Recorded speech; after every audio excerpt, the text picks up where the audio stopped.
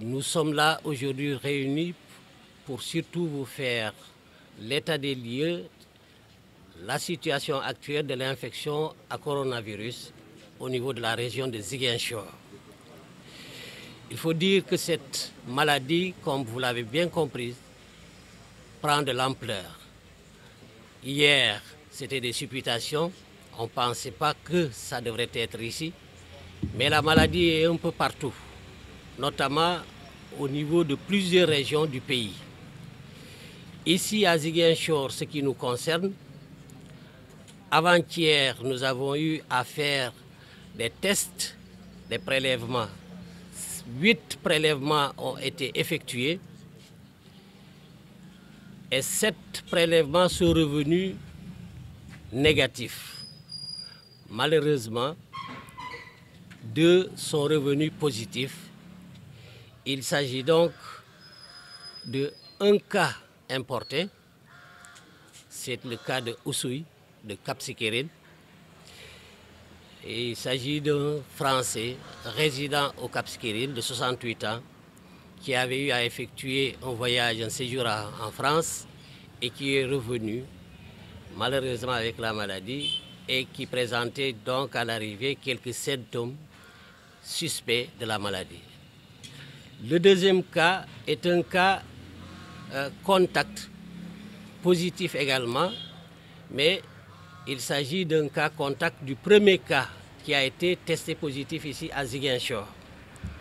Ce qui fait à l'heure actuelle 3 cas positifs confirmés au niveau de la région de Ziguinchor. Et ces cas positifs, il faut le dire, sont tous internés, hospitalisés au niveau du site de prise en charge qui se trouve au niveau de l'hôpital régional de Ziguinchor. Tous ont un état stable, ils sont bien et donc ils n'ont pas présenté de complications, ils sont donc très bien.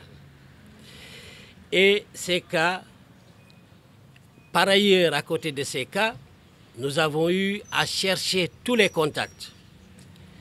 Nous sommes à presque 109 contacts. Donc 97 pour les cas confirmés positifs à Ziguinchor et 12 pour le cas confirmé positif du Cap Skirring. Tous ces cas contacts sont mis en quarantaine. Nous leur avons demandé de rester chez eux avec une surveillance extrême. Et donc, tous sont en quarantaine.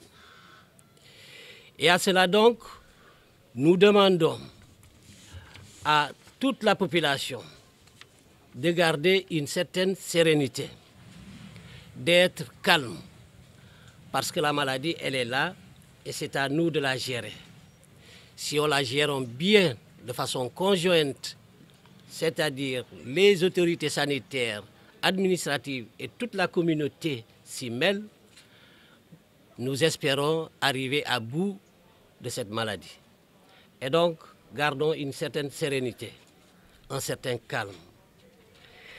À cela, nous demandons à toute la population et à toutes les autorités sanitaires et administratives de bien respecter ces mesures, les mesures sanitaires, donc les mesures d'hygiène, disons, proposées, mais également les mesures administratives, gouvernementales.